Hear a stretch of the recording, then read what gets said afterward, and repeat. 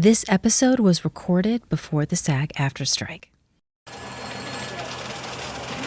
Ready graphics? Ready theme? Good evening. For your information tonight.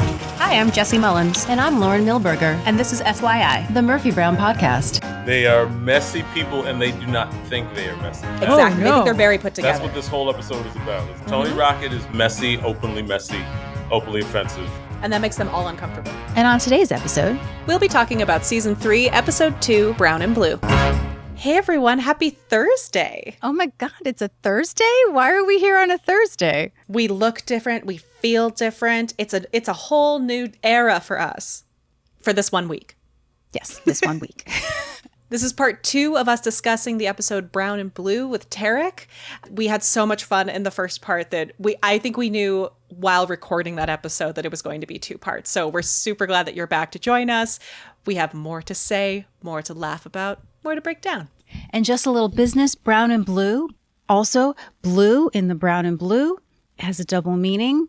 Bruised, obviously blue, but also blue material, which is how off-color material was referred to many moons ago and sometimes still today, but I think not as much today.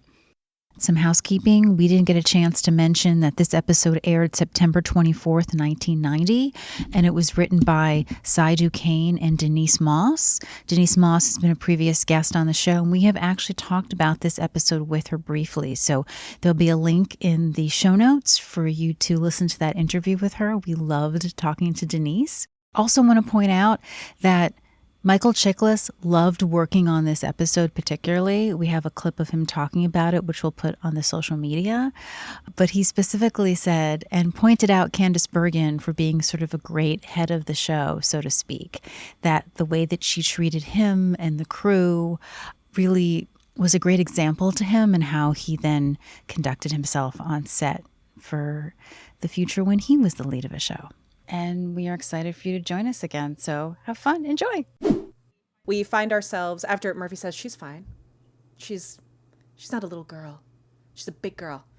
And we open to her and the gang. They're in the viewing room, a room that we don't often see used.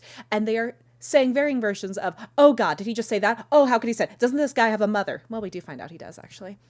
They exit. Everyone's a little distressed. Jim wants to make up for his very unpleasant morning by stapling his hand repeatedly. Corky apparently slapped Frank as a way to get out her frustration. Sweet Frank does get a kiss on the cheek. And Murphy declares there's no way she can do this interview. The only way she could deal with this creep is if she was wearing a radiation suit, and I have met this type of man, and I also want the suit for it. Of course, at that time, Miles, the ever-victorious producer, enters. Guess what? He got her Tony Rocket. At that moment, one of my favorite things that the gang does is all find a reason to leave at the exact same moment. I know that Jim hears a mystery phone in the background. Frank has to go sharpen something. Corky, I listened 5 times. I'm pretty sure Corky goes, and just leaves. There are no words. She just joins and leaves. I have to say, this particular section of the show, I took so many screen caps of Grant Shaw's face as Miles throughout this entire section, as he's trying to understand why Murphy suddenly wants to back out of this interview. Which, to be fair, Murphy's never backed out of an interview on him. In fact, she's forced interviews he doesn't want to cover. So he's correct in the hypocrisy he's about to call out. There is, however, a quote that I want to ask Lauren about, our resident... Is it the Yiddish? Jargon. It's the Yiddish. He in particular says that he hates to brag, but he pulled Tony Rocket right out from under the noses of 2020. Barbara Walters is steamed. And he heard she called him a little pisher. Lauren? Yeah. So a pisher is a young, inexperienced person but also is someone of no importance, a nobody, a nothing. The definition of Miles, probably for most people, would be a pisher. Now, a little pisher sounds redundant to me, but yeah. So that is your Yiddish definition for the day. Thank you so much. Wow. Thank you. How frequently is pisher used these days? Does that get said Have much? you been to any family events of mine? A lot. That's what I'm asking the person who's around the term. My family does not throw that around. I would definitely say that like pisher is on the level of schmuck. I was curious if it was a term that would land now. Oh, you mean like with just regular folks? No. So Murphy is horrified. How could he do that? How could he book someone without even checking? Says the woman who constantly brings in interviews without ever checking with the producers. She says she spent 3 hours in that viewing room, so that's how much time we know has passed, and she feels assaulted. She says he's degrading, humanizing, repulsive. Miles cuts her off. I'm sorry, does she not want to do the interview? And she says, oh, you Harvard guys can't put anything over you. And he says he sees. Well, if that's how she feels, he's not going to twist her arm. And Murphy walks away, going to go find something else. And Miles goes into his speech. So he says, no, wouldn't want to force that on you. Of course, he does think it's interesting. She is the one who said that they shouldn't hide from controversy. Seemed to remember something about an egg dish, an omelet, he thinks it was. Yes, but what if we hear someone who's no longer acting like a journalist? Someone who's letting their personal feelings get in the way? Which, it is so rare that Miles mocks Murphy. Oh, yes. It is. I was scared for him. Because he knows that it'll get to her ego and he's not going to get punched. It's incredible. He's a wonderful, he's such a great comic performer. So good. We always are sad that he didn't even get any sort of, accolades for it, but we give him tons. It's a great performance. We find out that because of how swiftly Miles got this he's actually on his way over right now for pre-interviews. Like, Miles is working. He's cooking with gas right now. And he says he has a feeling that this act of Rocket's is exactly that. An act. No one can be that offensive in real life. Well, lucky us. Ding. The elevator door opens. A swarm of women pile out in disgust and protestation. And a ponytailed, goateed, lemon yellow suited Michael Chiklis saunters in. The Lego man himself. The suits in this are so 90s that he wears. He loves a color block. Yeah, they didn't invoke Andrew Dice Clay. They invoked early Steve Harvey. And I was like, why? Yeah, I think the colors are strong. No objections, I guess but they were trying to why? be like, this isn't really Andrew Dice Clay, which is literally mannerisms, literally cadence. It's Andrew Dice Clay. Mm-hmm. But I guess maybe putting him in the jacket would be too much. It's too much. Yeah. Yeah.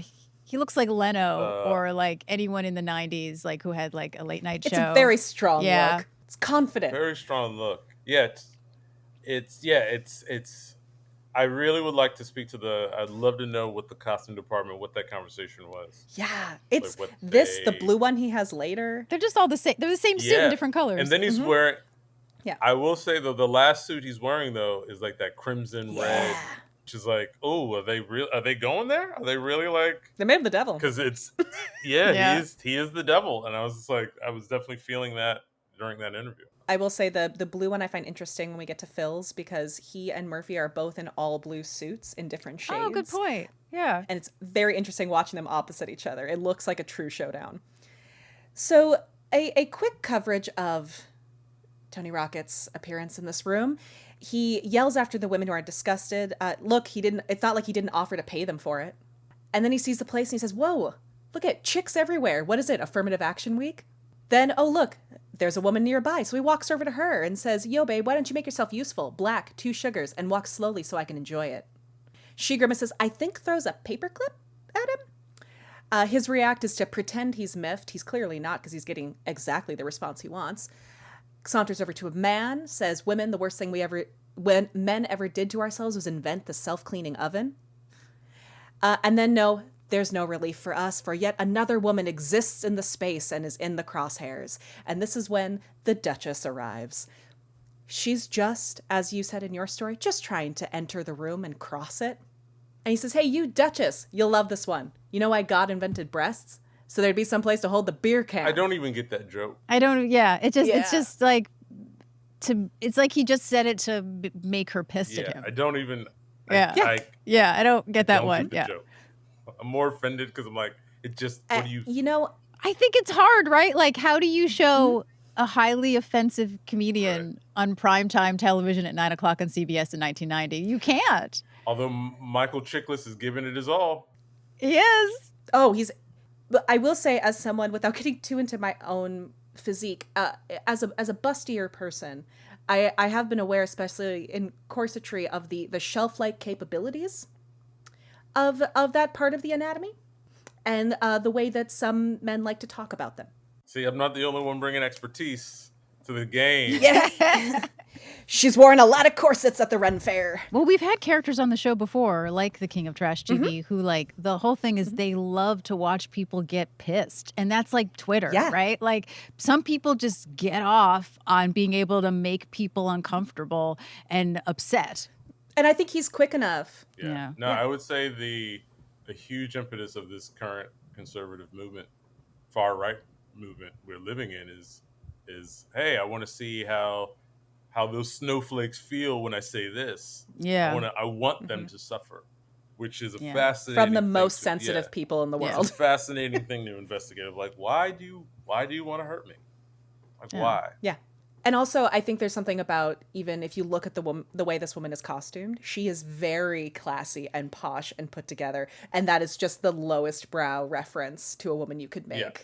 She literally walked from the set of Designing Woman onto the set of Murphy Yes. Brown. Her hair is and incredible. The scar. I think she's I got love her. she's got a scarf Yeah. going. The shoulder pads, the blazer. She's got these great earrings. Ugh. She dressed like That all the teachers I short had haircut. crushes on back when I was a kid. She's great. And Frank intervenes, finally. And he makes a really good point. He says his brand of sexist oppression behind comedy, it's still oppression, and Frank doesn't like it. And that's when the Duchess has her, oh, thank you, Frank. Frank is so humble. He's always been sensitive to women's issues. I do not want to excuse the gross misogyny of listening to someone else's private phone call at the beginning of the episode, but I will say, as a man who grew up with, that's my father, my older brother, but I had 5 uncles who were very dashing, attractive men of that generation, and the game was peak because there was no social media. And you had to have an approach. And I will say the Davis men, the game was peak. Men of that era, the game was peak. They had an approach. And a lot of fellas today could just learn something from yo man, have an approach. You don't have to be an asshole. The game was peak back then. Yeah. And that's the thing about Frank that we always get frustrated with, is that Frank has game when he stops trying to have game. And that That's is the the thing. game. It's putting on an act. Yes. He's so neurotic. It's a Jedi mind thing. It's like, Oh, yeah. there is no spoon, and that's how you can bend it. I don't know if that makes I don't know why I sense. just thought of... But Yeah, no, I don't know. I just thought of Sassy and Homeward Bound saying she doesn't want the shrimp. right, Just act like you don't want it. God, I and haven't it'll seen that in forever. every sitcom in the 80s and 90s, whether it was Golden Girls, characters were just getting it on, and it was because the game was Yeah. peak. Frank, with said game, exits with the Duchess, and we're left with Miles, who reintroduces himself. He is called, for the first of several, miscalled. Instead of Silverberg, he is referred to as Silverstein. Like there's a difference. Makes me So shiver. gross. And we then have the first showdown of Rocket and Brown. My favorite thing is that she's a little bit taller than him. Oh, good Just point. a little bit, and it feels so good. And she just, as he's talking to her and says it's about his charisma, doesn't she feel it? Murphy Brown looks like she's going to eat his heart like a lioness. And she's just looking slightly down at him. She says, let's get it straight from the top. Going to be spending a lot of time together. She needs the background information for a fair and in-depth interview.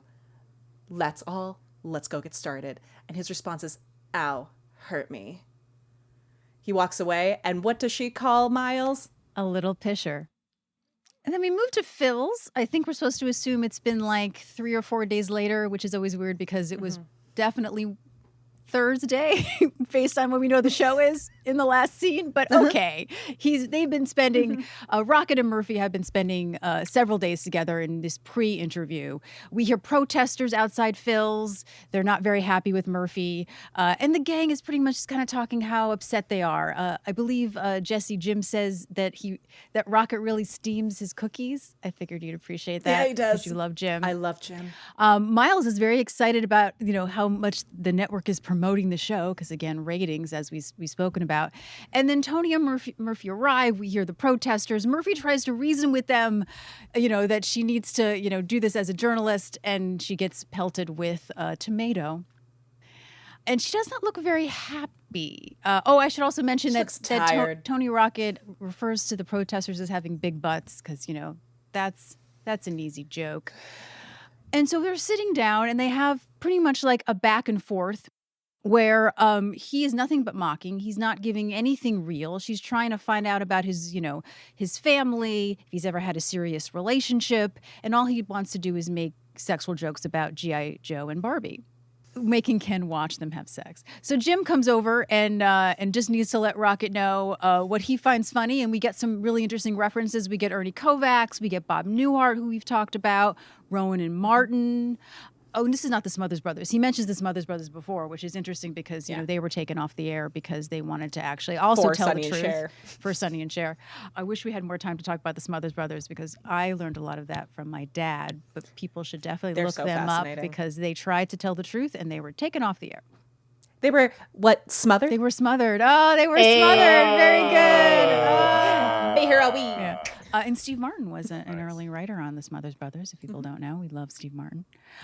So pretty much the crux of this scene is that Tony Rocket propositions Murphy that the reason she's so pissed is that she just needs the two of them to launch the rocket a few times. And she does the most sitcom-y thing in sitcoms of 90s sitcoms, which there's not a lot of physical humor, at least in the first 4 seasons of the show. They do it occasionally, but this is like straight on. She tries to strangle him, and everyone has to literally hold her back. It's glorious. Yeah. Yeah, it's great. I love it when actors have to like, all right, we got to make a commotion. Yeah. And like you see some actors literally just making a commotion when they don't have to. It's just her attacking him. But like Phil, the bar owner, he's like yelling for no reason. Take her out of the back! Like why those? It's like they're creating background fuzz. Yeah, I mean, it could end up in the Tadler. Yeah. It doesn't make Murphy look great. Maybe he's concerned for her. Right. I truly think if they brought her out the front, the Down with Brown chanters would have picked her up and taken them away herself. That is true. There's also themselves, that. Yeah. What's also great is that then we end up in Murphy's office where she's just sitting sort of nicely at her desk and, Miles comes in and they're all both very calm and he just doesn't think it should happen. It just it makes Murphy look bad, but Murphy feels that means that she, has failed as a journalist and she really needs to do the interview to prove it to herself. And they both agree it's going to happen. And then she raises her hands to sort of punch the joke and asks to be untied because she is literally tied with like a lot of ropes, like not just one, like serious. She's a strong lady. Amount of ropes to keep her down. Okay, that was the moment of the show where I was just like, wait, what happened? Like, what? They had to they had to tie her up. It makes I'm like that whole scene I'm watching and I'm like, okay, and I think like, I was playing it on my laptop and like I went to go get something to drink. And then she was like, okay, can you untie me now? And I was like, wait, what did I started rewinding. I was like, what did I miss? What? Did it skip? Like, how was any of that? Like, it's such a... It goes from, like that sitcom moment you brought up of, like, her attacking Michael Chiklis, Tony Rocket. But then that's, like, Bugs Bunny, like, wait, can you untie me now? Like, Naked Gun, Leslie Nielsen kind of like, what? Yeah, I'm like, what? Wait, Miles tied you? Like, he tied you up. Yeah, right, yeah. Like, what was that conversation? Get the ropes! I like to imagine that Corky's the one who really knows how to tie up. Yeah, I'm like, where'd you get rope? Like, this whole thing just makes me, like, the whole office is now sus, to use the terms the kids say. It's very sus. Yeah, it's true. And so now we're at the studio day. It's time to interview Mr. Rocket. Speaking of Miles in the previous scene, he makes a comment that he's 27 years old and living on Mylanta. So, of course, we cut to Miles shaking a now empty bottle of Mylanta in desperation that we are in the studio. I love anytime Murphy is costumed ready on the FYI stage. She's so fabulous. Like they just the costume, the style of the era. It's a mane. She's incredible. She's a lioness. She's got a mane. Yeah. This is sort of the end of her like perm hair that she had in season 2, where she's going to go in sort of more of a 90s slickness. Yeah, it's great. Oh, it's so good. She's just she's going to take him. And Miles is saying he has complete confidence in her. We all know Miles does not have complete confidence in her because the Mylanta is gone. Murphy had gone and reflected.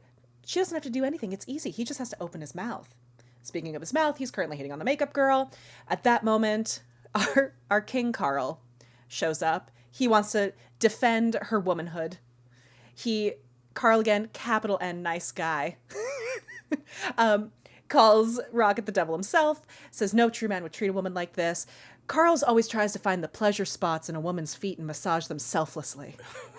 Carl's in love with Murphy, by the way. He's desperately in love with Murphy. And this is, I don't even know how many times we've watched him just cross a line in her defense. Yes.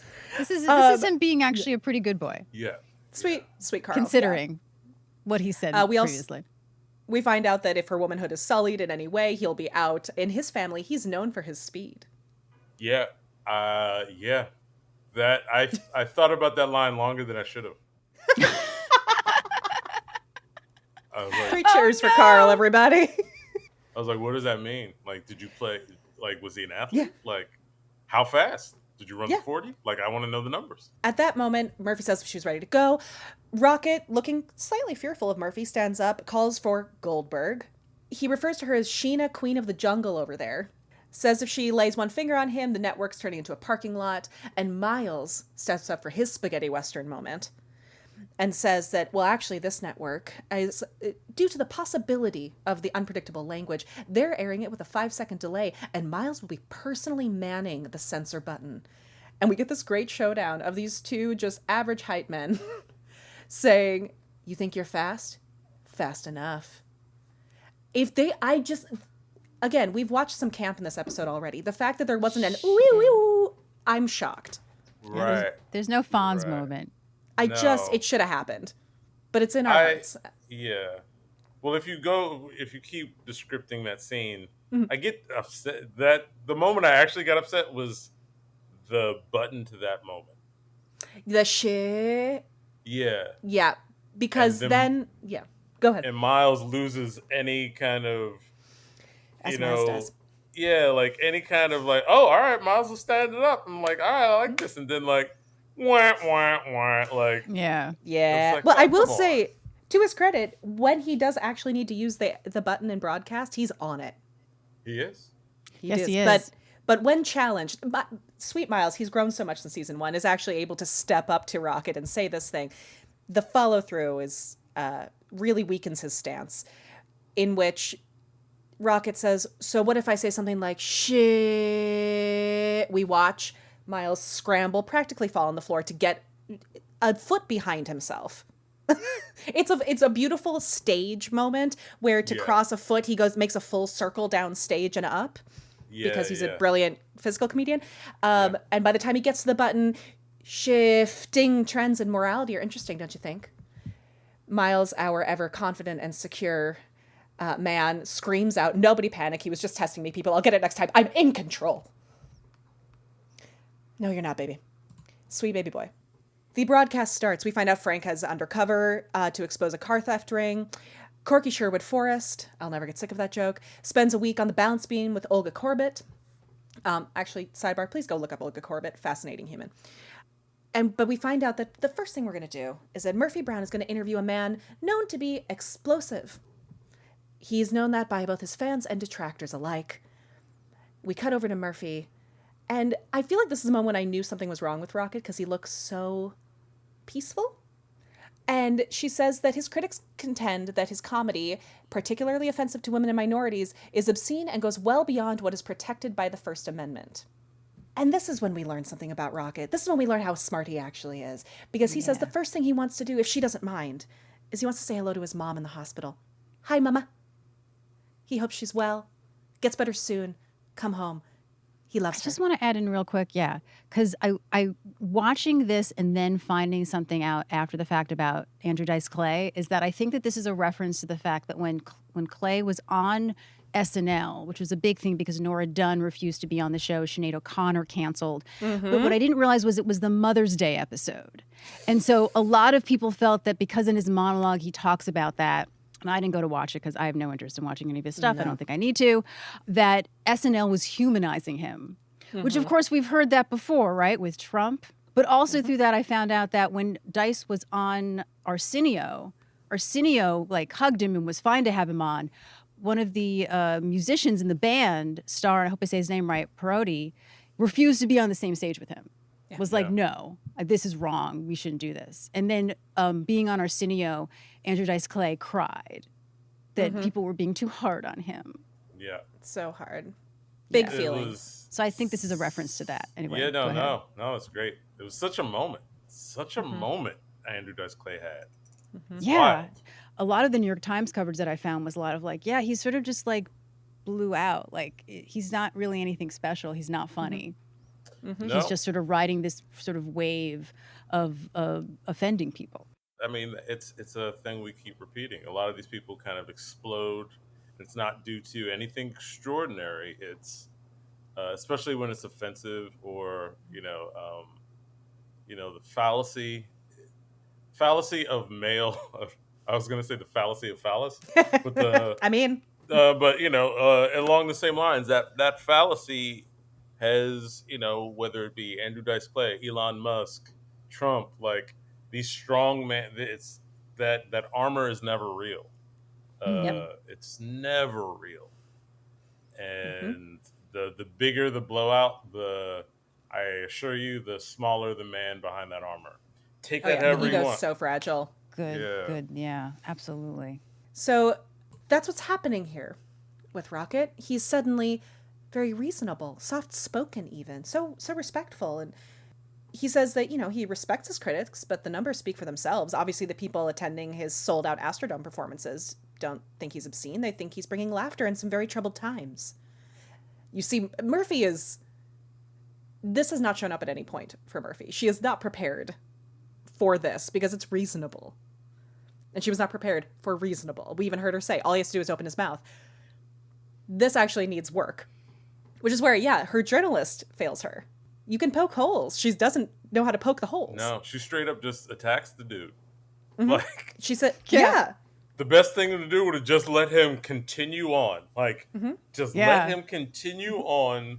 Like, there were no, play clips of his stand-up. Like, there's so many Read moments. his quotes. Right. There's so many moments that, if you just played into what he was doing. But she's like, I can't do this. And, and then editorializes, stands up for the camera. And I'm like, okay, but I don't think the point you're making actually demolishes him anymore. Yeah. Than what She's soapboxing. If you just did your job. She makes one attempt. She says that he makes the female gender sound like a kicking post for the male ego. How does he defend that? And he has the perfect defense, which is Miles's original hope and thesis statement, that he can't deny he's made the statements. It's just an act. He thinks of himself as an actor, and the character he plays is a sexist jerk. His girlfriend understands it. His grandmother understands it. With all due respect, the only person who doesn't seem to understand it is her.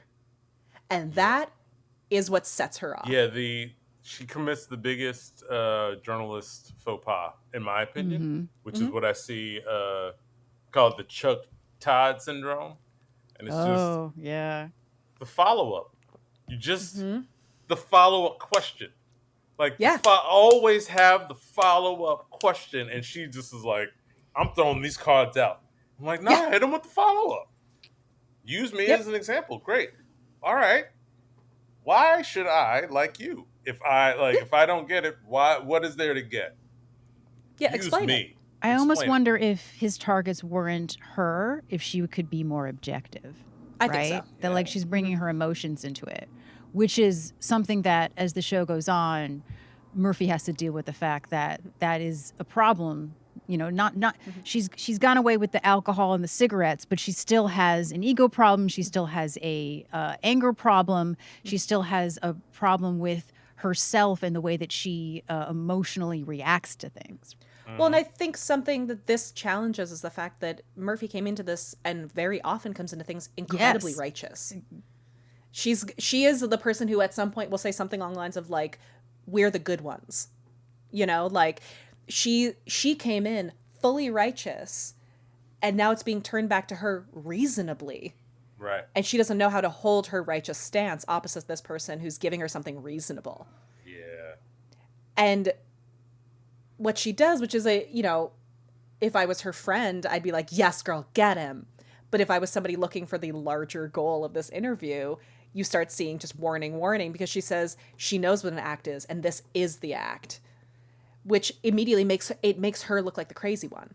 Yeah. And she says what they taught her in school was that journalists are supposed to be objective. And he says, well, it seems like you already made up your mind about me. Wouldn't have expected that from a reporter of her ability and reputation. Again, going after her ego, going after her righteousness. Yeah, he's She's smart. like, And she says, sometimes they can't be. Sometimes they have to do things they're not supposed to do, like now. And Miles just a full out loud, oh no. She steps to camera. She says she has to break the rules, and this is where she loses it, because she feels like it. And that's when I was like, oh, girl, oh, no. Just imagine if she asked the question, like, has anyone ever offended you? Or she just asked the question, like, who hurt you? Who hurt you? Like, Tony? Like, why'd you choose the name Rocket? We know that's not your last name. No. Like, your last name is, like, you know, Pea Spittle or something like that. I don't know. But, like, what? Who hurt you? The worst thing that could happen to this man is for him to become the punchline. Right. So, like, start asking him about his mom who's in the hospital. Ask him about things that make him look sensitive that his fans would hate. Yeah, it's like, just wild. Ride this story. And here's the thing: the baby feminist in me loves her speech, but I think if this was real world, I'd be so frustrated because we're losing. It's like, you know, being a Democrat watching these like big empty speeches happen while we're watching another side like unify its base so easily. It's like, okay, great, but we're still not getting anything done. But I think what's also great is that in the next scene, you know, she knows what she did was wrong, right? Like, she knows at the end of maybe the not. scene. She doesn't get the full extent of what she did was wrong, but she does. She's not happy with herself for what she did. I mean, the reality of it is that in the sitcom that we are in, she wins. Yeah. Like, we're lucky because in this sitcom, this speech works. It's called Murphy Brown. Yeah. It's Murphy Brown. She wins. It's an aha. It's a get it girl moment, and we love it. We get to love it. But when we pull it out of this framework, we realize that like in our world, it wouldn't work. It reminds me of all of the female or just non-cis male identifying journalists that tried to interview Trump at any given point. Right. All of them going up against this and trying to hold the line and not let the offense belittle them, because that's the thing is like all someone like either of these two men has to do is just sit there and let the person interviewing them get upset, and then they win. Yeah. And she does, and luckily because it's Murphy Brown and because we get to live in this like this soapbox that wins world, we get to hear this great speech, which is that what she says is, don't be fooled by this man. He is hateful, arrogant, degrading, and offensive, and as much as I disagree with what he says, I will always defend his right to say it. Quote, freedom of speech is one of the most important freedoms we have, and if we're going to protect it, we have to take the good with the bad. And she says, anyone who would choose human degradation as a way to find fame should take a long, good look in the mirror, and so should those of you who cheer him. Which is where I was like, Andrew Tate. She sits and she says one last thing, and this is where I get really happy, because I'm like, if you're gonna throw journalism out the window, please say this line, which is, without his cheap shots and 4-letter words, could he cut it? I don't think so. And this is where he breaks. Yeah. She says he's guilty of the worst sin of all. He's just not funny. And that's when she gets him where he hurts. Yeah. And that's where she should have been. Yeah. That's where she should have gone funny. For his ego. It's And he says, yeah. Start there, Murphy Brown. Yeah, just be like, you're not funny. That's all it took to break It him. would have been so great. Like, hey, I got this joke from this joke book. Can you just say for the camera to say this joke? It's a straight joke. No curses, no innuendo. Yeah. Just a straight knock joke. Then cut him up. But anyway. To the point of a That's follow-up question. To the point of the follow-up question is okay, great, this is just an act. You're an actor. Okay, now show us how you act without that. Give us a joke that doesn't use that act, because you've said you're more than that. Show us a different act. Bingo. But what I have to say is what I do love about what happens next is that even though Murphy is bleeped and we don't know what she said, which had to have been a lot because it's a long bleep. It's not just one word, it's a bunch of stuff.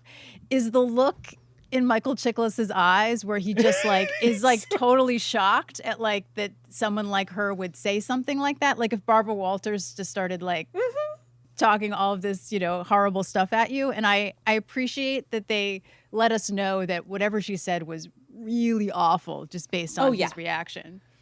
Well, his response is to say, like he's always said, and immediately the voice goes back to Tony Rocket. He says, never give a woman the floor unless she's got her back flat against it. To which Murphy starts to say, aw, kiss my... And luckily, Miles, who is ready and has control, hits that bleep button, and we just watch her drag on through whatever she's saying, which I do want to say in the next scene, Eldon says he knows what she said. Right. So maybe he does. Maybe the broadcast wasn't that good. No, he's like he says like, I didn't know you could talk like that. Like he's so into the specific stuff that she said. Didn't people say that when the Tonys got bleeped, that the closed caption kept what they said? Yeah. So maybe it's something like that. I think so, or maybe some just didn't. Because it's a live. I don't know the tech of the right? censor button. Yeah, it's a live show. Yeah, it's a live show. He reads lips. I don't know. But he knows. What did she say outside of kiss my ass? I know, that's the thing. I can't figure out what. I need to go back to slip read for a while. Yeah, I guess she elaborated on what he was, but even then, whatever it does, it terrifies him. And she sits, you see on her face, she knows that she lost some high ground, even if she won. And just back to you, Jim. And then we're back at Murphy's townhouse, and we have the protesters again, but instead of down with Brown, they're saying up with Brown. And again, Murphy is trying to explain to them that she stooped, and they really don't care. They scream, stoop, stoop, stoop. So Murphy is just had it. She comes in, throws herself on the couch like I'm sure we all would. And Eldon, as we've alluded to, comes in that he caught her on TV for the first time. And Eldon has famously on the show said he doesn't watch television. He doesn't know how famous she is. But this is, of course, the one show that he watches looking for the Yankee woodworker. And he goes, what a mouth. Murphy is mortified of the whole thing. There's a whole speech about how, it was wrong. It's not a good journalism, but oh, it felt so good. Which a lot of us, very sort of human. And then Eldon has this really great sort of speech about being an artist and how, there's sort of that line where, you don't know how to I should have written it down. I didn't write down what he said. But it's just him as an artist and how he feels about censorship. I think I remember what he said. Something about how can we, art is supposed to provoke us out of the mundane. There you go. How do, something along those lines. Eldon is hella poetic. He really is. And we're supposed to assume that he's referring to what has happened in the episode. Yeah. Really, it's because he's painted another mural, this time in the hallway of her kitchen.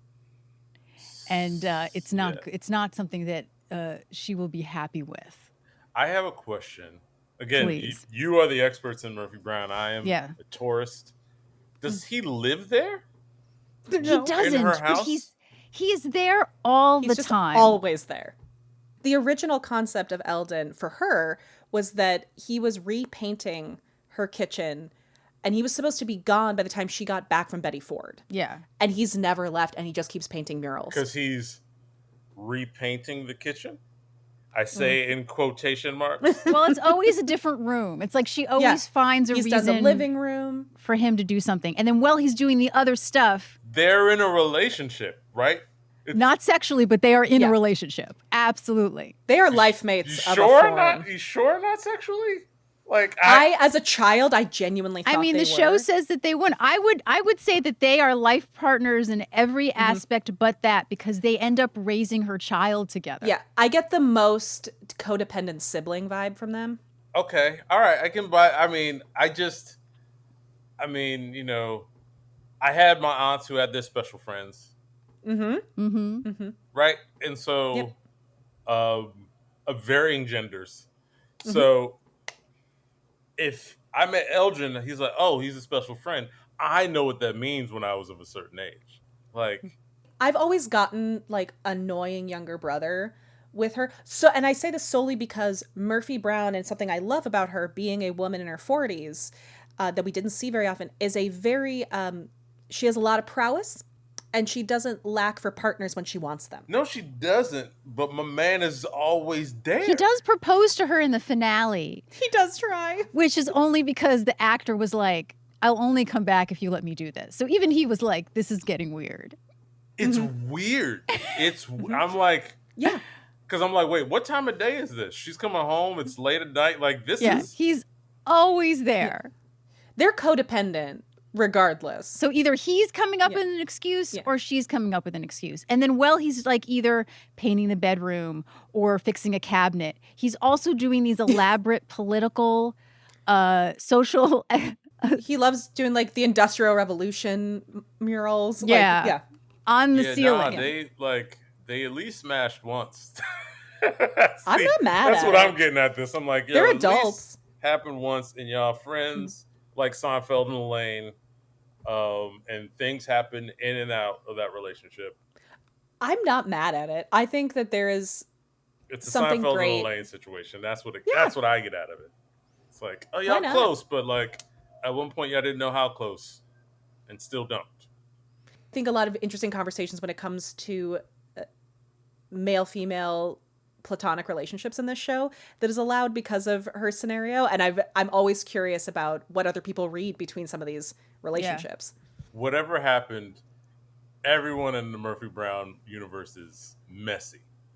Oh, They're yeah. all- yes. They're all very messy. Oh, so They're all messy. so messy.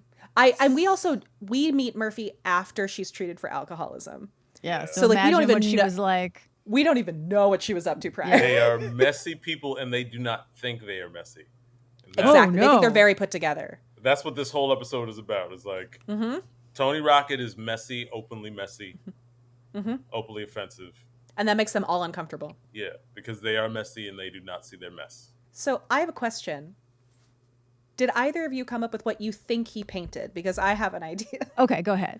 All I could think of was Leslie Knope being painted as the goddess Diaphina by Jim in Parks and Recreation, where he was thinking of like a beautiful, inspirational goddess and painted her as this topless centaur woman. And I'm just imagining she walked in and he talks about how he's never heard her this way and what like all this. He was so inspired by her that he painted her as like a probably naked goddess on the So ceiling. that's what made her scream, was that she saw Yeah. a naked version of herself. It wasn't the savings and loan scandal, because he's done that. No, I think that he like painted an ode to her. That was what I had in my head. But that I like naked, that. but the goddess is victoriously standing over the headless hydra of Tony Rocket. Like, like his little Lego body with multiple heads. Or like a Right. Phaedra thing with just like Yeah. coming in with the Right. head. Yep. Yeah. Exactly. Yeah, that's what I And thought naked. it was. And naked. And that's why I he's love like, and she screams. I'm like, yeah, it's got to be, because he would know what her body looks like. Uh-huh. Sorry, y'all. I love it. Yeah. I like to imagine that she has like a dinner party the next night, and now no one can go in the kitchen because Don't her look naked up. body is on the I ceiling. mean, it is a guttural scream. Yeah, it's awful. Candace Bergen is very good at screaming and bad singing. Yeah. Yeah, I believe it. Nah, that's my headcanon of the show that y'all introduced me to. I like it. Reintroduced me to. I'm gonna go with it. I'm embarrassed that I don't have enough imagination right now to think of anything, but I do love it. I was trying to think of what was going on in the news, and I'm sure he's fast enough to be like, I saw her on TV. I think she'll really appreciate this. Yeah. I'm gonna make it about that, because this must be like how she's always like. Yeah. He doesn't Yeah. know. She's a goddess now. Like he just sees her different. Yeah. And I don't think Yeah. he ever watches the show ever again. So for him, Nope. that's the way she is. No, this was the most intimate they've been. Yeah. Even though they've been intimate, him seeing her actually work and seeing that side of her it's too much for Murphy Brown, and that's why I have the scream. I also do love his delivery. He kind of chucks like, "What a mouth on you." Yeah, exactly. He's so impressed. And turned Robert on. Pastorelli. Yeah. I love Robert Pastorelli. We love him. in R.I.P. this. Yeah. Yeah. R.I.P. All right. Well, this has been So fun. so fun. It has. Crazy turns that none of us expected to happen. Twists, turns, cities in New Jersey. Who knew? Insane. When you said you were from New Jersey, I was like, "Oh, I got to ask where he's from." Yeah, no, this is weird. That was weird. This It was was super really weird. It's very It's weird. really weird. Yeah. Like, so weird that I'm like, am I from Scotch Plains, New Jersey? No, I am. Are you from Scotch Plains? Like, yeah, no, it's weird. It's very Yeah. weird. Scotch Plains is But- like a town I don't think anybody is ever from. So No, exactly. Hey. Even when I mentioned it, people kind of are like, "I've never really heard of it." You already had Mark Shaman, y'all. No one is from where I'm from. I'm from the town of the world's largest ox cart. It's like, proud to be from New Jersey, happy to get out. Yeah, exactly. That's that is the moral of this Murphy Brown episode. Yeah. Tarik, where can people find you on your amazing social media? Because you have a great social media presence. Oh, thank you so much. You can find me at Tarik R Davis on both Twitter and Instagram and TikTok. You post fantastic TikToks of a lot of 80s pop culture that I love, asking the important questions. I try. Like, what is the story behind the Kool-Aid Man? Which really we all need to discuss. Yeah, no, that is a creepy rabbit hole. But if you are brave enough, please join me on that journey. I would say I am all for any social media that connects Neverending Story and Labyrinth, because that's what my heart is doing every No, single it's day. perfect. Yeah, someone did that. Yeah, watch the space. I'll be talking about that thread of movies that exist in a separate universe later today. Yes, sweet. This has been a pleasure, obsessed. you guys. Thank you so Same much here. for having me. This was a lot of fun. Yeah.